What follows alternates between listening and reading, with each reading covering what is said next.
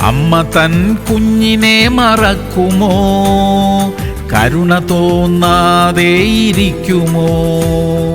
അവൾ നിന്നെ മറന്നുപോയാലും ഞാൻ നിന്നെ മറക്കുകയില്ല.